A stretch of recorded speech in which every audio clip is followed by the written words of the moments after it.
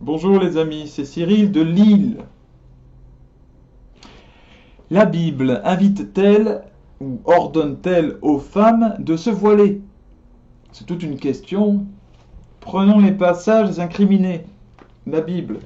Première lettre aux Corinthiens, chapitre 11, verset 2. Je vous félicite de vous souvenir si bien de moi et de garder les traditions que je vous ai transmises. Paul s'adresse aux Corinthiens. Mais je veux que vous le sachiez, la tête de tout homme, c'est le Christ. La tête de la femme, c'est l'homme. La tête du Christ, c'est Dieu. Tout homme qui prie ou prophétise, ayant quelque chose sur la tête, fait honte à sa tête. Toute femme qui prie ou prophétise, sans avoir la tête couverte, fait honte à sa tête. C'est exactement comme si elle était rasée. En effet, si elle ne se couvre pas, qu'elle aille jusqu'à se faire tondre. Et si c'est une honte pour la femme d'être tondue ou rasée, qu'elle se couvre.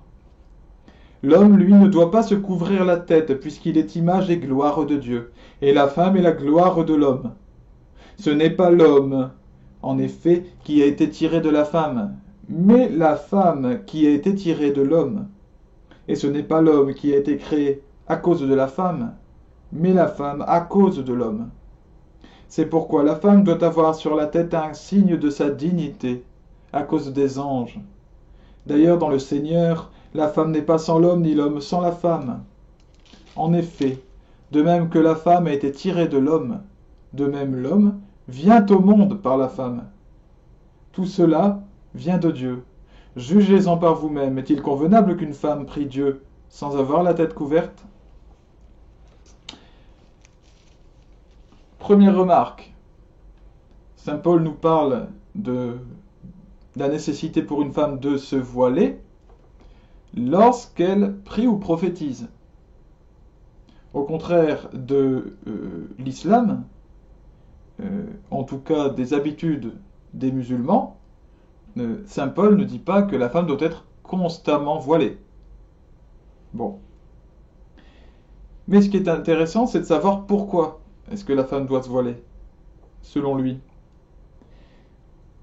Eh bien, en réalité, il lui fait le lien avec la dignité.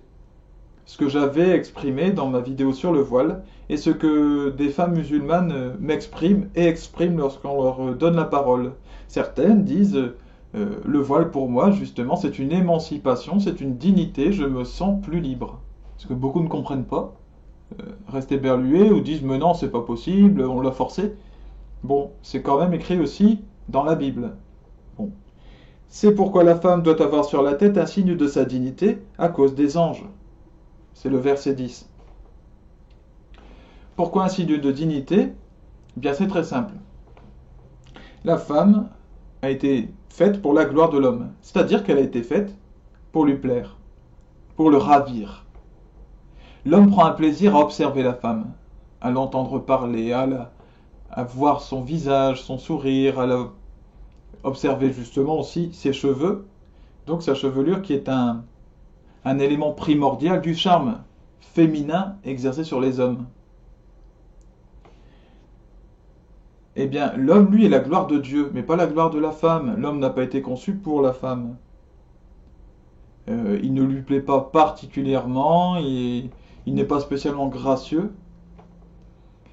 Il est fait pour l'homme, et l'homme, et Dieu a tiré de l'homme la femme pour son œuvre. Est-ce que ça veut dire que la femme est inférieure en termes de valeur? Pas du tout. Ça veut dire qu'il y a un ordre là-dedans. Il y a une place pour chacun. Eh bien, ce charme naturel exercé par les femmes sur les hommes, même malgré elles, même si elles ne le veulent pas, la met dans une relation justement purement humaine avec les hommes qui sont tout autour d'elle, une relation de charme. Une femme qui va prier ou prophétiser sans être couverte, eh bien, va utiliser son charme en fait, son charme féminin pour se mettre en avant, prier, prophétiser. Puis il y a des hommes qui vont être charmés, c'est normal. On ne peut pas faire autrement. Ou alors faudrait qu'un homme se déshumanise pour ne pas ressentir ce charme-là. Donc c'est mauvais. Ça serait mauvais de se déshumaniser. Ainsi, Paul dit, eh bien, couvrez-vous. Ainsi, vous pourrez prier, prophétiser en vous coupant de votre volonté ou votre nature à plaire aux hommes. Eh bien, ce sont les arguments que je retrouve aussi chez certaines musulmanes. Euh, en effet, de même que la femme a été tirée de l'homme, de même l'homme vient au monde par la femme. Ça, c'est merveilleux. C'est-à-dire que Paul nous rappelle que nous sommes complètement liés l'un à l'autre, homme et femme. Et que la femme a été conçue pour l'homme, mais que l'homme vient au monde par la femme. Donc, la femme n'est rien sans l'homme, puisqu'elle n'a pas de raison d'exister, et l'homme n'est rien sans la femme, puisqu'il ne peut pas apparaître dans ce cas. Ça, c'est quand même un élément primordial qui prouve que Paul ne parle pas de voile parce qu'il est, soi-disant, misogyne. Et d'ailleurs, c'est un grand mensonge auquel je tiens à répondre. Ceux qui disent que saint Paul est misogyne, ou que ses propos sont à remettre dans le contexte de l'époque, vous mentez, ou vous vous trompez lourdement. Mais attention, la Bible, c'est le canon des Écritures qui est partagé par le monde entier. Ce sont des choix qui ont été établis. Chaque lettre écrite par saint Paul a donc un rôle primordial dans la Bible, sinon elle n'y serait pas.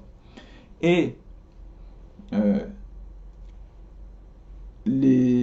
tout ce que présente saint Paul comme argument, toutes les idées qui sont présentées, nous parlent forcément aujourd'hui, comme il y a très longtemps, et parlent à toutes les cultures, et pas spécialement seulement aux Corinthiens. Si ce n'était qu'une conversation privée, que nous n'avions rien à en tirer, rien à comprendre de ça, ça ne figurerait pas dans la Sainte Écriture, soyons clairs. D'ailleurs, saint Paul, quand il explique d'où viennent ces ordres, il prend en fait, des raisons liées toujours à Dieu. Comme là, il fait le lien, il explique la femme est la gloire de l'homme, la femme a été faite à cause de l'homme, et l'homme a été fait à cause de Dieu, il est la gloire de Dieu. C'est pour ça que la femme, pour ne pas rester la gloire de l'homme, doit se couvrir pour prier ou prophétiser. Donc là, saint Paul ne parle pas du tout de raisons qui sont propres à une époque ou propres à un contexte historico-politique, je ne sais. C'est absurde. Absurde d'imaginer que ça puisse être ça. Saint Paul prend des raisons qui sont tout à fait théologiques pour justifier ce qu'il nous présente, les ordres qu'il nous présente. C'est pour cela que les religieuses sont constamment voilées, parce qu'elles ont définitivement refusé de fonctionner comme étant la gloire de l'homme. Elles ne sont pas la gloire d'un homme. Elles veulent rester en lien avec le Seigneur et prier pour lui, alors elles se voilent. Voilà, alors je pense qu'à travers cet enseignement, chacun peut se questionner. Hein. Je pense aux musulmanes comme aux catholiques. Est-ce qu'une musulmane se voile forcément pour être plus en lien avec Dieu, pour prier, prophétiser, ou alors pour plaire à la famille, pour plaire à un monde humain tout simplement, sans question de Dieu, sans forcément vouloir prier ou prophétiser. Ainsi, je peux voir ça dans les cas où je vois des femmes musulmanes qui sont voilées puis qui sont maquillées. Ou alors qui, comme je le disais, passent tout leur temps sur des écrans, sur un téléphone. Mais ça n'a pas de sens. Car si vous vous voilez, c'est pour Dieu avant tout. c'est pour être en lien avec lui. En vous maquillant, vous n'êtes pas en lien avec Dieu, mais vous cherchez à plaire aux hommes. Et puis, par les écrans, vous n'êtes pas en prière. On ne peut pas rester en prière et avoir l'attention prise par ce genre de choses. Alors, il faut être logique. Voilà. Je pense que aujourd'hui, dans les églises, ça ne se fait plus du tout. Hein, comme je le disais, on ne prie plus de cette manière. Et peut-être qu'on a des questions à se poser. Je pense que le féminisme aujourd'hui a des conséquences très néfastes et qu'il touche beaucoup d'esprits. Voilà. Comme aussi euh, l'homosexualité, qui est à peu près liée, ou d'autres pensées de ce genre-là, mais j'en parlerai dans d'autres vidéos. À bientôt mes amis et que Dieu vous bénisse par son Fils Jésus-Christ.